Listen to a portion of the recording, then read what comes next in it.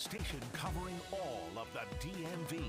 This is DC News Now. Happening now at 9, covering the entire DMV. Curfew cutting crime, police ramping up enforcement to try and stop rising youth violence. Why should a 16-year-old or under be out, after certain hours? How many DC neighborhoods will see patrols and why one of them is near University. And malaria in Maryland, doctors share how to spot symptoms after one DMV resident tested positive. It's the first case reported in 40 years and not from travel. Suspicious flyers, what Fairfax County police say about biased messages reported late this week. And we have a very beautiful and quiet night ahead of us across the area. We have some low humidity, which makes it comfortable. We'll talk about that, and we'll linger into the back half of your weekend. Stick around, I'll have the answer. And we're stretching your dollar as well ahead of the new school year. For many college students in the DMV, a look at what to know from back-to-school deals and for your tuition. Thank you for joining us for DC News Now at 9. I'm Ben Dennis. This Saturday night, we have breaking news. People evacuated from Dulles International Airport's main terminal from a fire. Right here on your screen, this police motorized vehicle went up in flames at 7:30 tonight. An eyewitness who took the photo says he first saw smoke coming from it, and then it became engulfed in flames while he was at the security checkpoint. The airport authority tells DC News Now passengers were evacuated from the departures level of the terminal as a precaution. However, it is still unconfirmed by the airport if passengers are still stuck outside. We'll stay on that story for you. Meantime, DC parents and police are preparing for an enforced curfew for young people. This week, Mayor Muriel Bowser said kids 16 and younger who have to be off city streets by midnight in less than 2 weeks. It all comes as crime among young people is rising. Our Dave Laval tells us why Howard University is one of those areas. Howard University has seen violence over the last month, including a homicide. That's why the curfew will be enforced in the neighborhood surrounding campus. It's moving day. Parents make sure the newest students at Howard University have what they need as they start their college careers. Alexis Daniels is a freshman from Naples, Florida. School starts Monday, so that'll be exciting and new chapter. The university also finds itself part of a curfew, a result of growing juvenile violence in the district. A 14-year-old boy is accused of the July 13th deadly shooting of 34-year-old Rafael Gomez near an on-campus construction site. Plus, fights on campus last weekend prompted district leaders to enact the curfew that takes effect September 1st. I think it's necessary for some people. Yeah, it could be helpful. I agree with it. I think it's needed. It's good that they're thinking about the kids' safety. Howard University is one of 9 areas around the district where the curfew will be implemented. Those neighborhoods are where young people have reportedly been out into the early morning hours.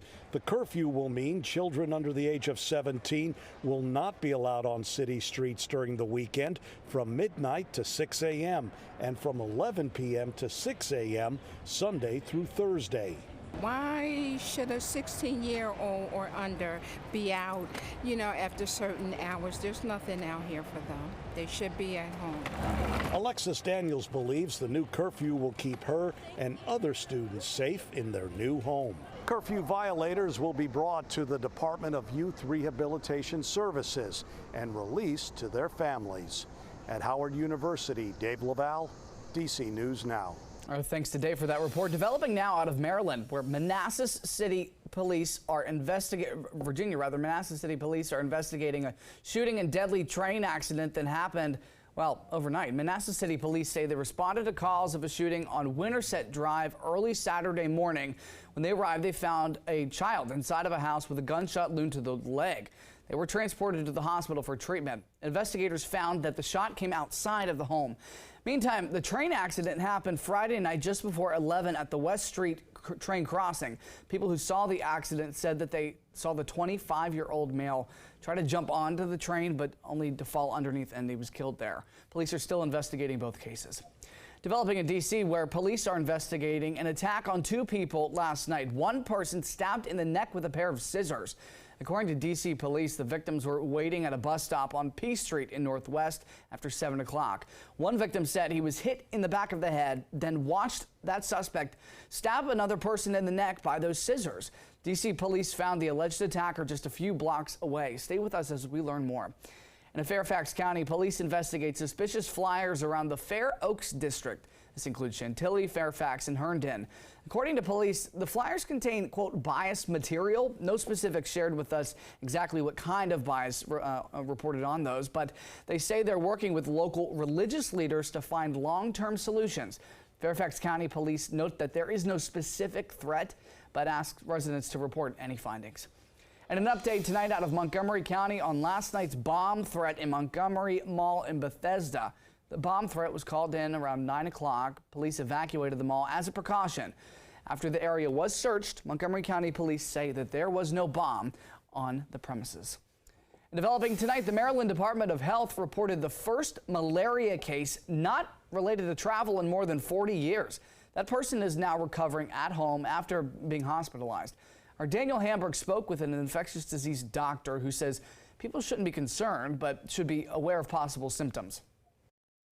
Every year, Maryland has about 200 cases of malaria reported. One of the reasons is we have, I believe, a lot of people in this area who do travel to places in the world where malaria is more common. Places including sub-Saharan Africa, parts of Asia, even places in Central and South America where malaria is much more common.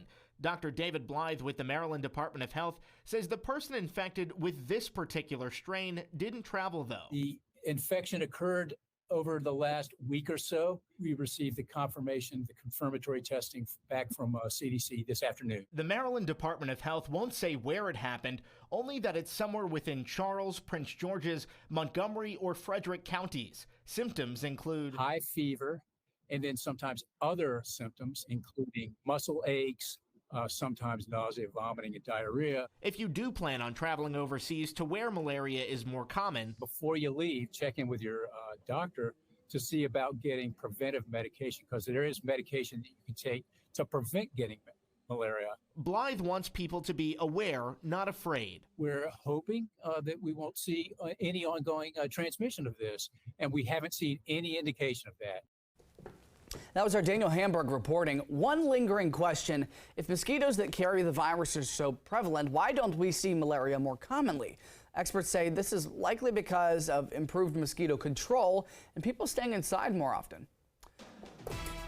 And we have some video to show you from around the National Mall on the Potomac River today. A gorgeous one it was indeed. People enjoying their Saturday, getting some cycling done, and yeah, even some volleyball as well. Definitely a nice day to be outside. Over to Scott Sumner, our meteorologist, with our forecast. You got the radar behind us. It's clear in our area, isn't it?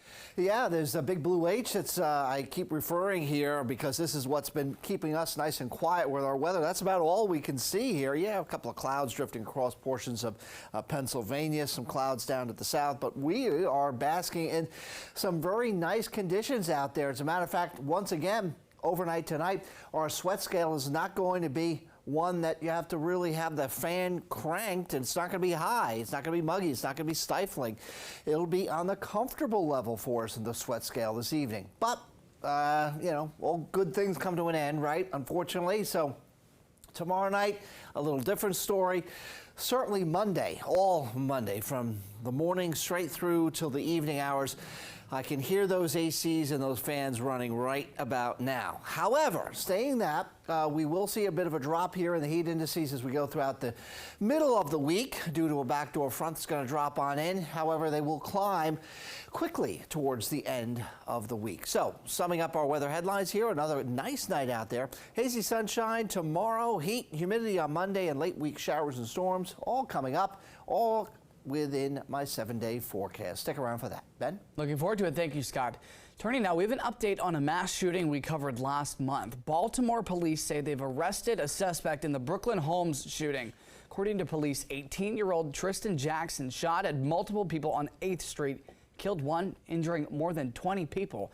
Jackson was apprehended on North Gay Street Thursday, facing over 40 charges, including 7 counts of attempted first-degree murder. In Prince George's County, a gas station was ordered by the state to temporarily stop their sales at the pumps. This came after reports of the gas being mixed with water, damaging several cars. The gas station reopened last night, but drivers are still dealing with the problems in the aftermath. Our Yamari Sase spoke to one man whose car still would not start after buying gas there. It's really affected, my personal life. It's affected my finances, and overall, it's been extremely frustrated by everything that happened. John Mack was on his way home last week when he stopped to buy gas from this Sunoco at Mitchellville Plaza. The next day, his car wouldn't start. So I was kind of frustrated, thinking, okay, this is a brand new car. What's going on with it? He took it to the Bannister Ford dealership. Anything that affects our customers definitely affects us. And that's when he learned the gas was mixed with water. This is the fuel sample after it sits for a minute. You can see how much water is really in that gas. It can be a big issue. It'll cause your car to run rough, cut off. It's not really safe if you're driving down the road and your car shuts off in the middle of the highway or something. After getting no solution from the owner of the gas station, Matt called Sunoco Corporate. They told me this incident has happened before. They thought it had been resolved. On Friday, the state came and temporarily stopped them from selling gas until all tests are complete. It makes me feel like I'm going to finally get some kind of justice and vindication. Somebody else will not have to experience the same thing I've had to experience. Yamari Sase reporting. Also, according to Max, Sunoco is covering the cost to repair his vehicle. And earlier today, Metro lent a helping hand to families in the community with their back-to-school celebration and supply giveaway. The event ran from 11 to 3 at the Fort Totten station, providing school supplies for students all across the DMV. Back-to-school celebration also had a moon bounce, miniature train ride, a live DJ, and more. We spoke to people about the event and how Metro's way of giving back is helping the community. We're here today just supporting the community and the kids to get back to school. We appreciate everybody coming out here. It's a beautiful event. Right, we are about serving the community. The schools are a big part of what we do. Getting people to school is a big part of Metro's mission, right? So tens of thousands of people take the system to go to school every day. The Metro Community Services Bureau has held over 400 community outreach events since they started in 2022. Back to those conditions outside Scott Sumner. It was, by all intents and purposes, a perfect day. You know, we could bottle this up and keep it. It would be wonderful. Yeah. And sell it. And stretch your dollar that way, as we do on this show constantly. Good plug. I love it. Yes, indeed. You know what? It was great. A couple weeks ago, I was out at the Federal Credit Union here in D.C. Selling or helping to promote the sale of some school items. So that went very well. Yes, we had a drive to give away to local families. Our station partook in that. And so it's a good thing all in all. It is a good thing. A lot of families getting ready for school, but still.